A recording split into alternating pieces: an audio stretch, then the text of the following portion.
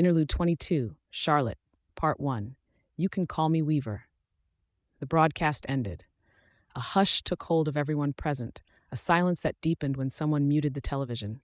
The spell was broken by one of the kids, Ephraim. She's going to be a hero? She's going to try, Forrest answered. Charlotte looked around at the collected residents of the boardwalk.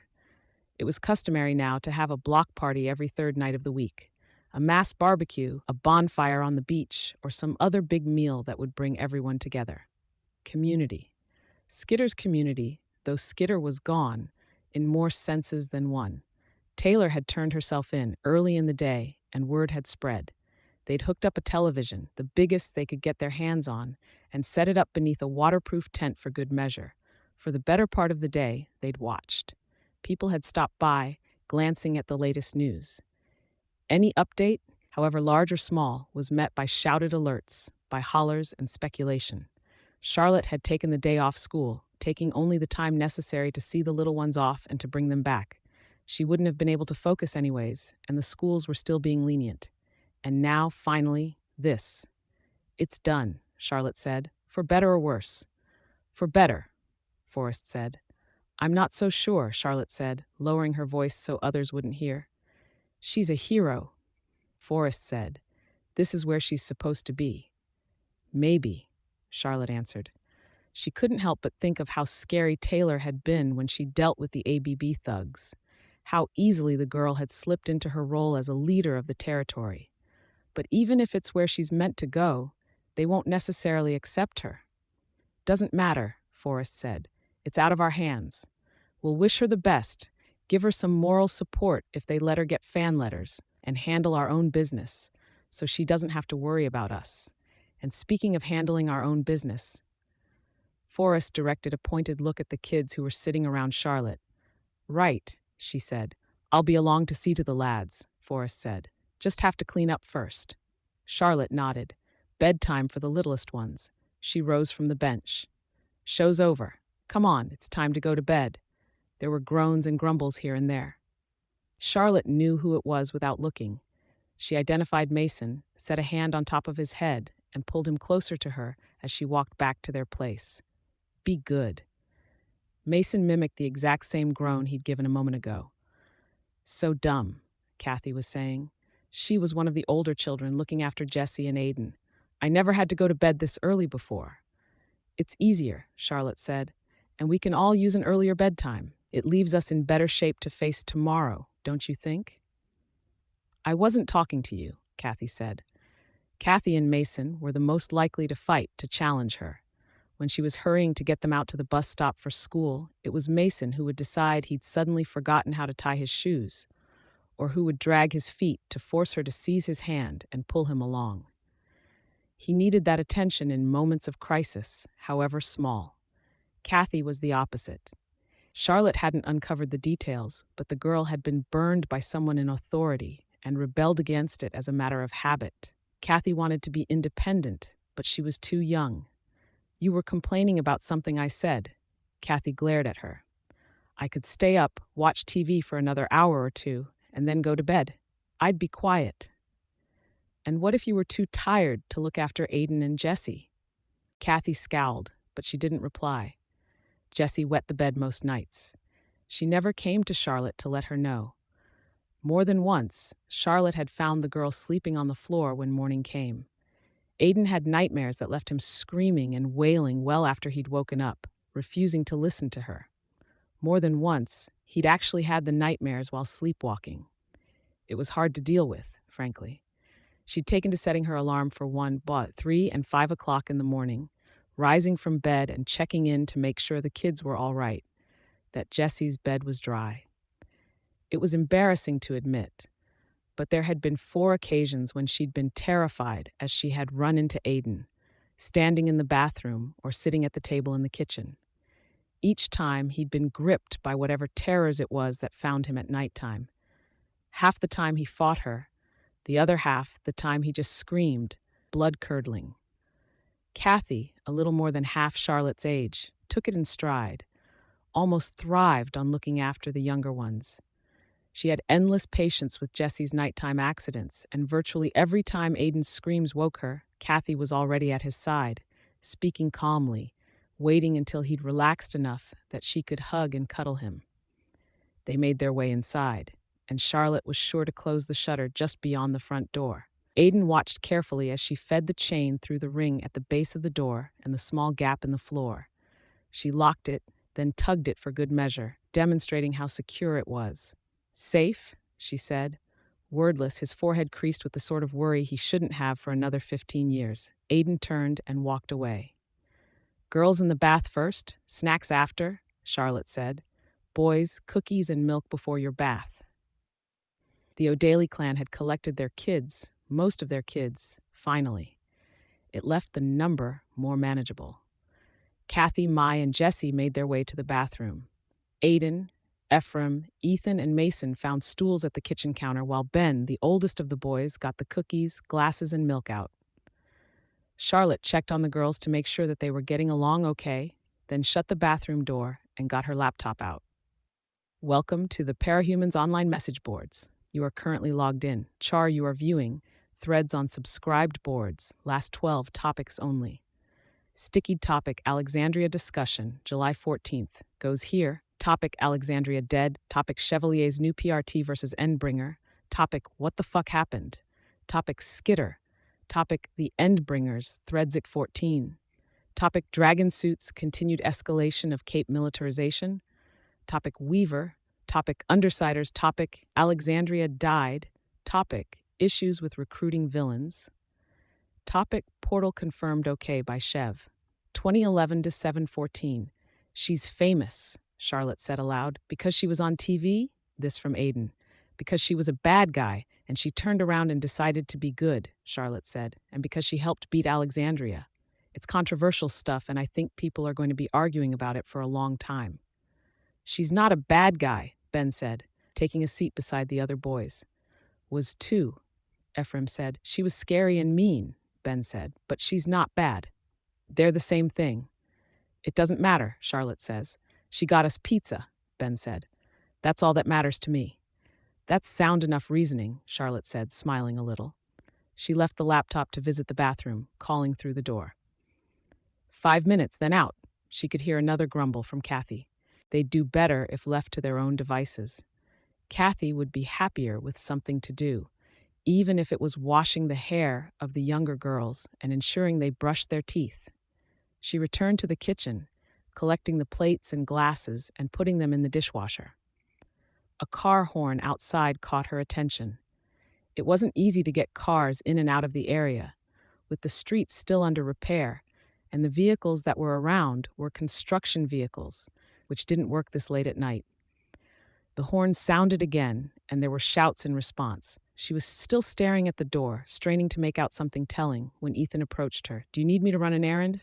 "No, Ethan. Now might not be a good time." There was more noise outside. Voices. "Okay," he said. He looked disappointed. "If you want some fresh air, I can let you upstairs. You can sit on the balcony." Ethan frowned. No thanks." "Just give me 5 minutes," she said. "Ben, lock the shutter after me. I'll come through the door downstairs when I return. Let Kathy and the girls know I'll be back." Ben nodded. She didn't raise the shutter all the way, stooping beneath and holding it partially closed. Ben wasn't strong enough to lower it on his own, and the outside didn't have any real handholds. With Ben's help, she still managed to press her hands against the broad strip of metal and push it to ground level. There was a sound of the chain rattling through the gaps. People were active, gathering in clusters and crowds. The focus of attention? A news van. The news crew was surrounded. "Word out," the reporter was saying. "People are going to make a lot of ugly assumptions." "Just go," someone shouted. "Turn the camera off and leave." The reporter, a tall, blond man with a broad jaw, only smiled. "I'd almost think you guys had something to hide." "We want to be left alone," Charlotte said. "Not going to happen," the reporter said. "This is blowing up. People are going to want to investigate every last scrap of dirt. Even if I left, others would come." "We'll tell them the same thing we told you," she said. She saw Forrest approaching, making his way through the crowd.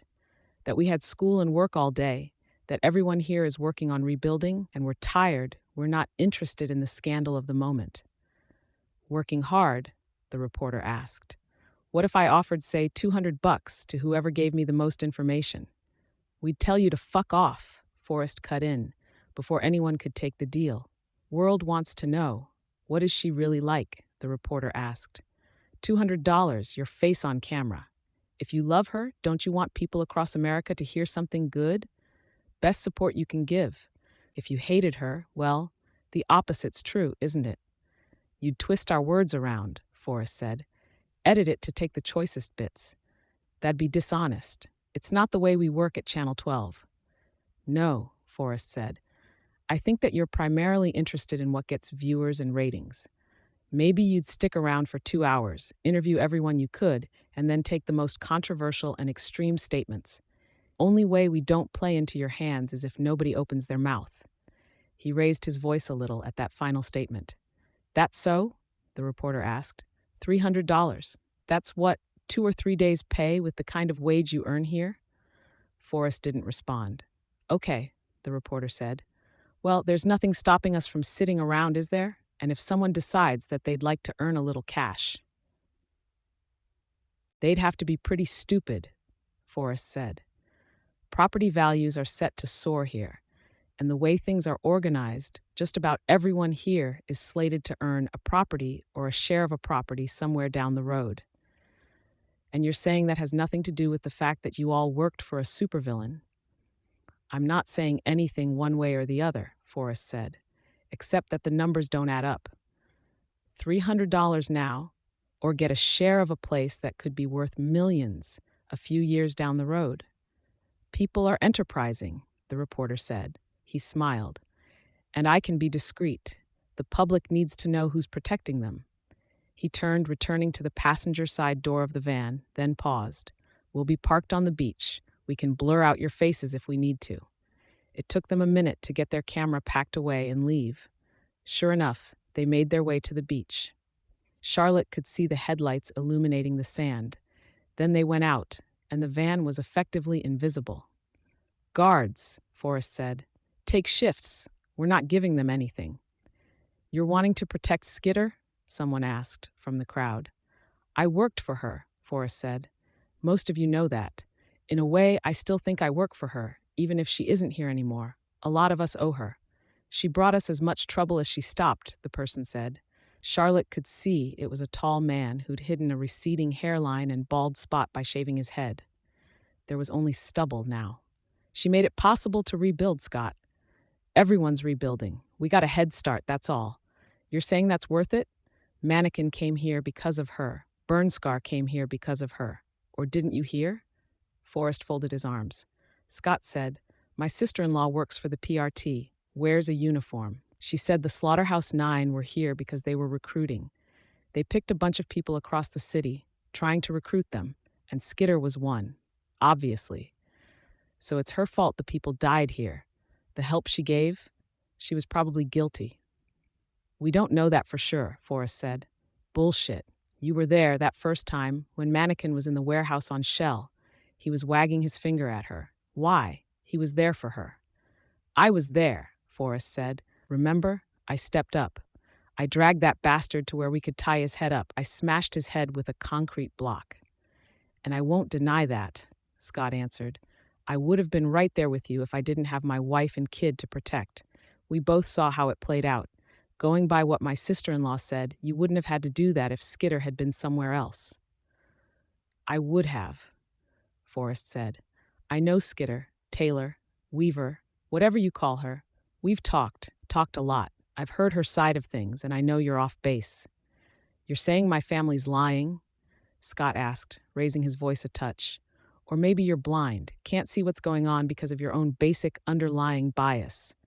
Scott approached, moving through the crowd. He was clearly irritated, a big guy, undoubtedly a dock worker, breathing just a little harder than normal.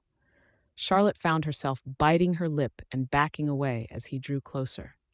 Her stomach twisted as he passed her, as though it were a towel someone was wringing out. Not an unfamiliar sensation. For a moment, she could imagine him in her face, hooting, hollering, a vein standing out on his bald head. The wrenching got worse at the idea, until it felt like everything below her shoulders was being crushed. The crowd around her was too much now, too evocative. She fled, pushing her way through the crowd. For every part of her that wanted to follow the discussion, there was another part that could hear the discordant music blaring, could hear the yelling, smell the sweat, the smoke and incense. She'd seen what people were like when everything else was stripped away. Not everyone, not always, but often enough. It was easy to descend to that level. Taylor had offered security, strength, and the ruthlessness necessary to cut out the cancer. It wasn't rational to think this way. Charlotte knew, generally speaking, that the people here were good. The bad ones had been scared off or cut out of the deals that kept everyone else loyal. On a less rational level, she hated the idea that this place could devolve into that, into what the merchants had become. She was upset. She wasn't thinking straight, and she couldn't afford to return to the kids like this. Ben and Kathy would look after the littlest ones for 5 more minutes. She could keep walking, burn off this nervous energy, and get in a better Miss? She jumped, swiftly backing away. It was a man, thin, with glasses, reaching out, groping, greedy for a handful of flesh. No, to get her attention.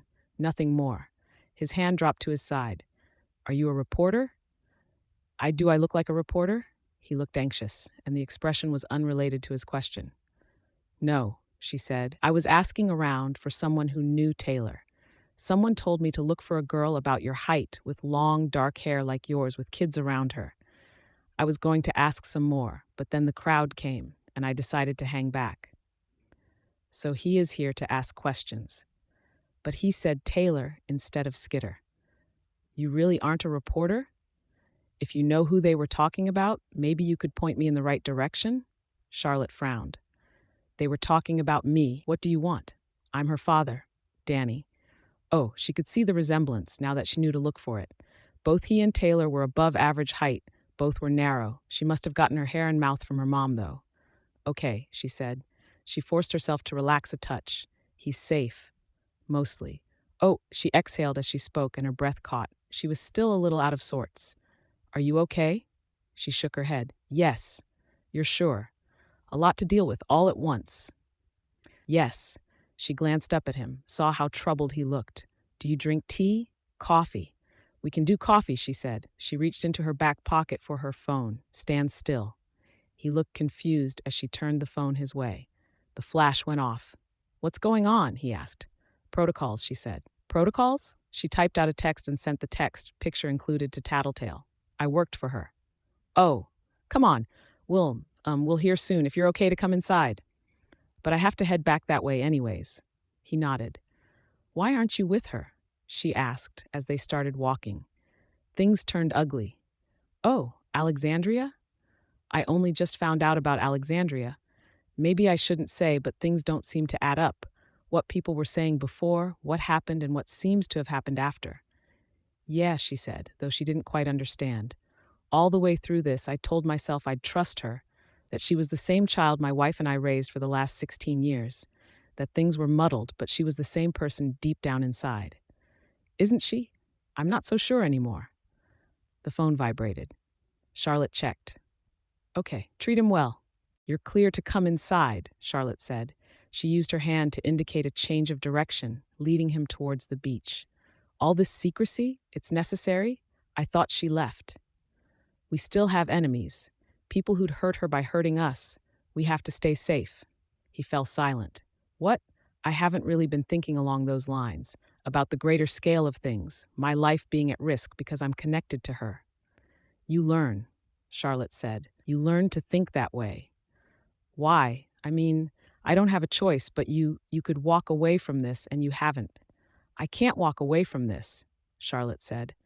"I'm probably more tied up in this than you are." "How's that?" She glanced down the beach. The people who were watching out for those who might talk to the reporter were far enough away. Still, it would be a bad idea to use her flashlight. She reached into her pocket and pulled out a glove, pulling it on. "You'll see in a minute. Hold my hand and don't let go. Neither of us want you to get turned around in here. Not much room to get lost, but yeah." She could barely see him in the gloom. There were no lights on the beach. Still, when she reached out for his hand, he took it, holding tight. Carefully, Charlotte led Taylor's father into the storm drain. Her gloved hand traced the wall. First right. Skip the next right with a few seconds of nerve-wracking isolation in the darkness. Then follow the wall. One right, turn left at the T-junction. They ascended to the cellar first and then up to the living room. "It's a house?" he asked. He looked even more bewildered than before as he took in the particulars. The living room, with young girls clustered on one couch, boys on the other couch, and the floor, the appliances, the stacks of boxed-up food that had yet to be unpacked. "Children? Orphans," Charlotte said, keeping her voice low. Both Mai and Ephraim could break down in tears at the slightest reminder of their departed parents. "I've been looking after them." "You can't do that. Not like this, without certification, others checking in." "I know," she said. "It's only for a little while longer. This is why you can't leave?" "Part of it. There's more." This is what she was doing all that time, taking care of these children? That was only a small part of it. She mostly paid me to look after them and make sure people got the food they needed. She looked after everyone. When they were all in the worst situations they'd ever faced, struggling for food, worrying every hour if they would be attacked or preyed on, she stepped up. "You're trying to defend her, to justify what she did." "Only a little." Ethan approached. He gave Taylor's dad a curious look. "It's Taylor's daddy," Charlotte explained. Danny said. "Oh," Ethan said. He looked down at the floor. "Do you want to run an errand for me?" Charlotte asked. Ethan nodded, still not making eye contact. Charlotte could see how he'd set his jaw, so stern for a little man. "Go tell Forrest that Skitter's daddy is here. And if anyone approaches you to ask you questions, you don't answer, okay? No matter how nice they seem, don't say a word and blow your whistle. There are reporters out there we don't want to talk to." Ethan nodded. "Don't take too long," she warned. The little boy, no older than 8, ran off, opening the front door and unchaining the shutter. A moment later, he was gone into the night. "Is that okay?" Danny asked. "A little boy going out alone after dark?" "The area's safe. The people know each other. It's a community, and the community will look after the kids. Besides, he's got a whistle in case he gets in trouble." It almost looked like he was asking for an errand. He was. Danny gave her a curious look. Charlotte walked around the kitchen counter to get into the kitchen, starting the water boiling for the coffee. She still had a habit of keeping the kettle full for Taylor. "Ethan's bottling up a lot of hurt, but he's convinced himself that big boys shouldn't cry, and nothing will convince him otherwise. For now, I'll let him take 5 to 20 minutes longer than he should when I tell him to go do something, and I won't say a word if he comes back with red eyes and a runny nose. If he needs to find a quiet place to cry on his own, that's okay." "There has to be a better way to handle it," Danny said. His eyes were still roving, as if trying to find and identify Taylor's signature touches on the surroundings. "There probably is. But for now, it works for him, and it works for me. The other kids," she lowered her voice a fraction, "they all have their individual needs. Some get aggressive, some internalize it, have nightmares, or wet the bed. Others withdraw." Danny sighed. "Kids are hard, aren't they?" "Yeah," Charlotte said. Then she changed her mind. No, people are hard to deal with." "Maybe you're right," he said. "You should really be with her."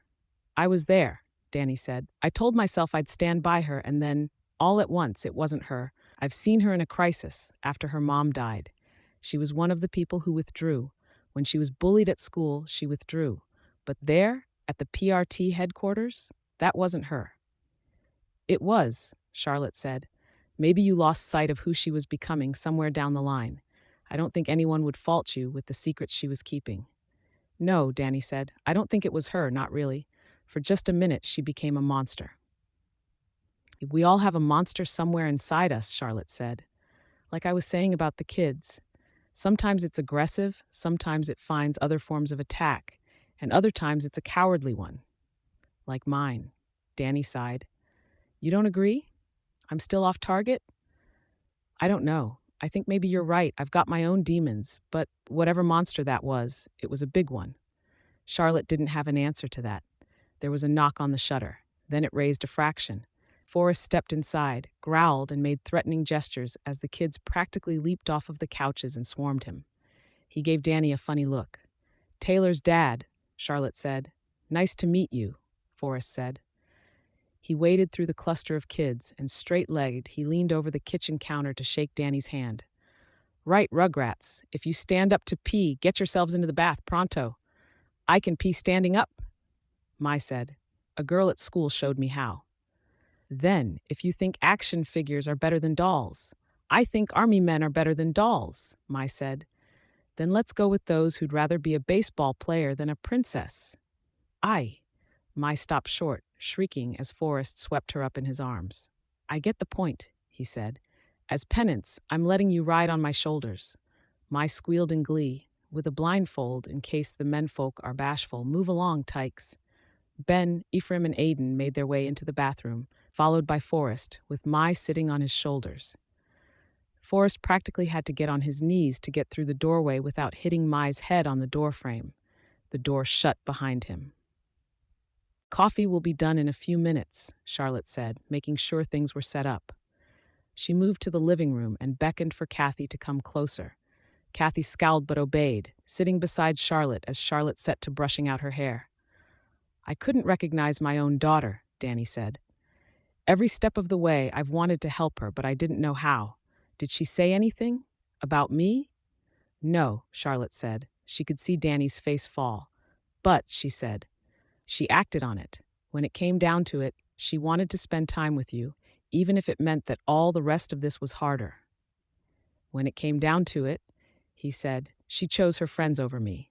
She chose to fight, to go all out, instead of making a concession and possibly coming home at some point." "Bigger things," Charlotte said. The rest of us feel a little betrayed too, but we're little more than specks, with the sheer scale of the stuff she's focused on." Danny sighed. "I came here to make a decision, to work up some courage, but I feel as conflicted as ever. Worse, if anything." "A decision?" "Taylor has to join the wards if she's going to join an official team. Her lawyer got in contact with me to let me know that there's certain procedures. She needs a parent, guardian, notary, or a person in authority to vouch for her. And it has to be someone who's otherwise free of connections to superheroes or supervillains, someone that knows her and can testify about her character." "Do it. I'm wondering if I should." Charlotte gave him a hard look. He took it without flinching. "My number one instinct is to keep my daughter safe. If she went to juvenile detention, it wouldn't be good, but it'd keep her out of the line of fire. It'd stop her from going down this reckless path." "She'd hate you," Charlotte said. "She'd still love you, but she'd be angry." "She would be safe," he said. Charlotte didn't have much to say in response to that. She turned her attention to the girls instead. 5 more minutes of cartoons, then bed. I'll fix your hair in just a second. Okay, Jessie?" Jessie nodded. "I could if it would make it easier," Danny offered. Charlotte felt that twang of alarm at the notion of a relative stranger touching her kids. She could rationalize that this was Taylor's dad, but Jessie made the decision for her, standing and approaching Danny before sitting beside him. Charlotte tossed the man a hairbrush. For long minutes, they worked on combing through knots and tangles. Kathy made sure to grunt with every one. The boys exited the bathroom, each with a towel wrapped around them, while Forrest carried a squealing, giggling Mai under one arm, a sock tied over her eyes, her hair now dry and combed straight. "You're better than Char," Jessie said as Danny finished. She hopped down from the armrest of the chair before scampering off to the bedroom. "Traitor," Charlotte muttered after Jessie was gone. Kathy followed the girl, taking Jessie's hand after catching up. There was a pause. "If she needs you, you should help her," Charlotte said. "I'm just not sure what helping her entails," Danny replied. Charlotte rose to pour the coffee. Her phone glowed with a fresh text. She stared down at it. "Shit," she said. "What?" Danny asked. "Company," she answered. "Enemies? Danger? Worse, allies," Sierra said from the doorway. Charlotte turned to see her friend Sierra. The girl still had her red hair bound in dreads, but the rest of her was all professional attire. Nice shoes, slacks, a blue dress shirt, and just a little makeup. Sierra approached, arms reaching out to hug Charlotte. Charlotte welcomed the hug, murmuring the words, "I missed you." but her eyes were still on the doorway. Tattletale stepped into the front hallway, followed by Gru and the pairings of Imp and Regent, Parian and Flechette. A superhero here? After a brief pause, Bitch entered as well, glowering, looking fit to murder something or someone. Her appearance was at stark odds with the puppies that followed her, each at the end of a differently colored leash. Danny stood, eyes widening as he recognized the people entering the room. "Long time no see, Danny," Tattletale said. "Lisa," he answered. There was no warmth in his tone. "Tattletale while I'm in costume, please," she said. She flashed a grin, and he didn't return it. Gru extended a hand to Danny. It took the man a second to accept it. He watched the group warily. "What's going on?" Charlotte asked. "Need to watch your phone." Tattletale said, "I sent you a string of texts. I was busy, looking after the kids and talking with Danny." "Right," Tattletale said. She made her way to one couch, then lay down. "Damn, hell of a day. Not enough sleep, already feeling like shit, and then this gets dropped on us." "What's going on?" Charlotte asked again. "You mean what's going on here or what's going on in general?" "Generally, our commander-in-chief just defected to the White Hats." "Here," Charlotte said. "Why are you here? We're just getting the kids off to bed." "Loose ends," Tattletale said. "A few here, a few there. Skitter's gone, and she's liable to spend time in prison before she joins the wards. And she won't be able to visit for a while, even after that. I want to get this as done as we can, so I can sleep for a few days straight and wake up feeling better." Charlotte frowned. Tattletale had taken up one couch. Gru was sitting in another, and she didn't want to sit next to him. She was forced to stand, but standing and being a part of the conversation meant standing in a place where her back was to Bitch, to Parian and Flechette, who were sitting on stools by the kitchen counter, and to Regent and Imp, who were rifling through cabinets and drawers in search of snacks. "I have to ask, why the puppies?" Charlotte asked, glancing at Bitch. "Tattletale said to." "That's not exactly right," Tattletale said. "It's what you said," Bitch responded, sounding irritated. "I recommended puppy therapy," Tattletale said. "Everyone loves puppies, so maybe it's a way to deal when we're feeling a bit lonely?" Bitch looked at Charlotte. "You miss her?" Yes." Bitch bent down, grabbing a puppy with one hand, then thrust it into Charlotte's arms. She started to withdraw her hand, paused, then said, "It's alone." "Of course," Charlotte said. She held the puppy close, scratched it behind the ear. She knew better than to argue the point. "You?" Bitch asked Danny. "No, thank you." "You don't miss your daughter?" Bitch asked, narrowing her eyes a little. "I do. I think I'll see her soon, probably, but..." "Then take it. For now." He surrendered in the face of her blunt approach, accepting the puppy. "The kids," Charlotte said. "They've already settled in bed, but I think they'd love to have a visit with the puppies. Tell them it's just for a little while. They can cuddle, but they have to stay in bed. Oh, and they don't know how to play with dogs, so be sure to teach them the ground rules, okay?" Bitch nodded, then marched off with her new mission, the puppies leaping and falling over each other to keep up. "Parian?" Tattletale asked. "Supervise?" Parian nodded. She got down from the stool and was joined by Flechette in heading to the back room. "Well handled," Tattletale said. She paused as the children in the other room started squealing and shouting. Bitch's barked orders could be heard over the racket.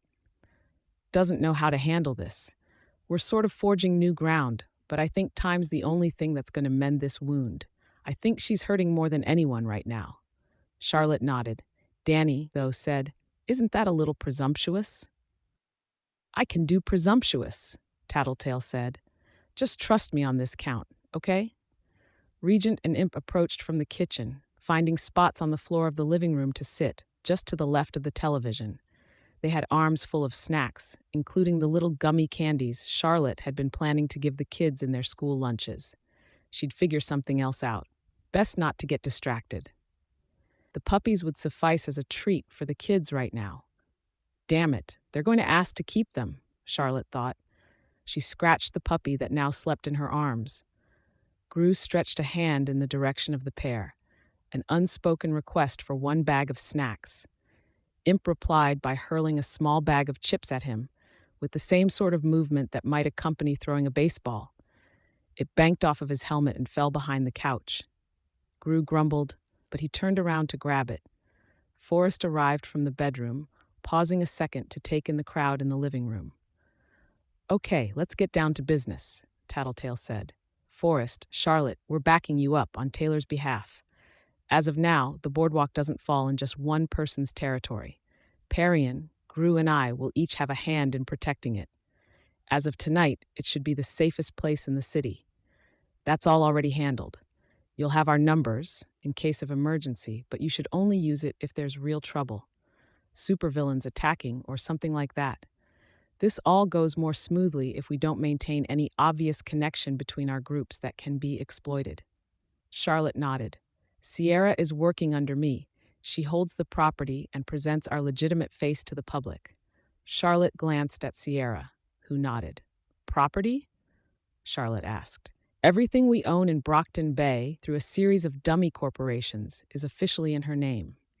That includes the areas in the boardwalk that Coyle once controlled. From now on, you can contact us through her for all of the basics.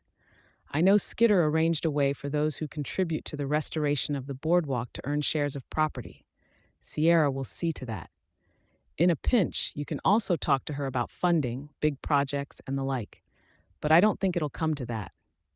Forrest frowned. "Why not?" "Skitter arranged for her territory to be taken care of," Tattletale said. "She left us some money, for food, to pay people. Not a lot, but things should be sustainable by the time we run out." "There's more," Tattletale said. "She had a lot of money to spare, some from illicit activity, more from the properties we acquired and sold. That's going to you." "Wait, us?" "To the boardwalk. She mentioned getting the ferry up and running again, a new set of storefronts, and pushing for more residential areas, duplexes, apartments, condos. How much?" "More than enough. Part of the procedures for joining the wards includes a full background check. They'll find out she had a lot of money, much of it illicit, and they'll empty her accounts. It might not be a problem, but I recently changed to a different bank, so to speak, and they're liable to find Skitter's end of the paper trail," Tattletale said. Charlotte nodded. "Something to use to take care of yourselves. And the kids," Tattletale said. Charlotte thought to what Scott had said.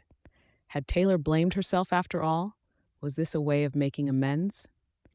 "Part of the measures we'll have for defending the boardwalk will be the mercenaries I have on retainer," Tattletale said. "Non-powered individuals, though they have experience fighting capes. They're going to train your people. Train? In hand-to-hand, first aid, firearms, and tactics for fighting bigger threats." Ethan reappeared in the front hall, hands jammed in his pockets. His eyes went wide as he took in the supervillains sitting in the area where he'd been watching TV not 20 minutes ago. Charlotte stood and ushered him towards the bedrooms. Behind her, Forrest said, "That seems like it'll cause more problems than it solves. People are resentful. There's already cracks forming." "Discipline will help with that," Gru said. "Time will help with the rest." "It's not perfect," Tattletale said. "The rest, we can figure out. What's important is getting the foundation laid out and being ready. Shit's going to go down when villains start making plays for the interdimensional door." Charlotte studied the people who were sitting around the room. Concern, worry, anxiousness. "Are we going to make it?" "Have to," Tattletale said. She turned her head. Bitch was returning from the back room. She had only one puppy with her, the wolf cub. "Taylor won't forgive us if we don't." "You should know. When I was there," Danny spoke up, "Alexandria offered her a hell of a deal. 2 years of juvenile detention and leaving the rest of you alone. It wasn't everything she'd asked for. She said no, said she trusted you to handle things on your end. I don't want to be offensive, but I couldn't understand it. Still can't. But I thought you should know. She was prepared to leave us to our own devices when she surrendered," Tattletale said. "But if she believes in us to that degree, that's another reason we can't fail." There were nods all around. The discussion continued, but fatigue caught up to Charlotte at the same time that the details seemed to grow even more trivial. Bitch, for her part, was focused, listening intently, while Danny seemed reserved, not quite a part of this. Was this influencing his decision? Which way would it, if it did? It was midnight by the time they finished. Exhausted though they hadn't fought anyone, weary undersiders rose from their seats on the furniture and floors to make their way to the front door. Charlotte accompanied Bitch to the bedroom, making her way to each bunk bed to collect a puppy, despite whispered protests and whimpers. A tiny heartbreak, each step of the way. I'm going to have to get these kids dogs now, she thought, swearing to herself. Puppy therapy, she murmured on her way back to the front hall. Bitch was clipping the leashes onto the puppies. Bitch grunted. Does it work? Yes, Bitch said. But it's not enough. I haven't felt like this since Brutus and Judas. Brutus and Judas? Charlotte didn't recognize the names. That's natural, isn't it? We're people. We need other people close to us. A dog is fantastic, but it can't fill that void. Charlotte could see a crease in between Bitch's eyebrows, but the look didn't reach her eyes or mouth. Did I say something wrong? Bitch shook her head, but she didn't reply. If you wanted to bring the dogs back, the kids would love it, Charlotte said. And I'm thinking we'll have to get at least one to keep. I think it could do them a lot of good, and they'd give the puppies more than enough love and care. Bitch's silence extended for long seconds. She looked down at the puppies. Maybe, Bitch shrugged. She glowered at the ground. She wanted me to go to the other side. First I'm hearing of this, Gru said. Through the portal, Bitch said. Police it. Keep that side safe. There won't be anything over there for at least a few weeks or months, Tattletale said. The glower deepened. That sounds good. All on your own? Charlotte asked. But me and my dogs, Bitch said. Then she seemed to think of something. Maybe. We'll figure it out, Tattletale said. With that done, the Undersiders departed. Danny met Charlotte's eyes. Decided? Danny shook his head. Could be that she did it for you, she said. I think even Tattletale was surprised she went over to the other side. Danny didn't reply. Good luck, either way. You too, he answered. We survived, Forrest said. We survived, Charlotte said. You'll be by in the morning? Forrest nodded. She waited until he was gone, then closed the shutter, being careful to lock it. Then she ascended to the top floor, past Skitter's room, with the now empty terrariums and the armor stand with her old suit. She reached the top floor, where Skitter's belongings had been collected and boxed. I'd meant to show this to Danny, to see if there was anything he wanted to keep or to send to her. She lay in her bed, Skitter's old room, but sleep didn't find her. She was still awake when her alarm buzzed. She rose and made her way downstairs to the bedroom, checking on the kids. Jessie's bunk, dry. No food under Mai's pillow or at the end of her bed. The girl had taken to hoarding food. Others were asleep, though Ethan's eyes were open, staring. She pulled his covers up a bit, and he smiled in the dark. Aiden was awake, too. I want a dog, he whispered. I know, she whispered back. No nightmares? Not any really bad ones since 5 nights ago. 5 nights ago? Had a good dream. A big dream. About? He shook his head. Can't really remember. Okay, she whispered back. Not a big deal. But you told me to draw things or write them down after a bad dream, he said. He pulled a pad of paper from the gap between his bunk and the wall. She looked at it. It didn't look like much of anything. 2 scribbles, circles, and dots.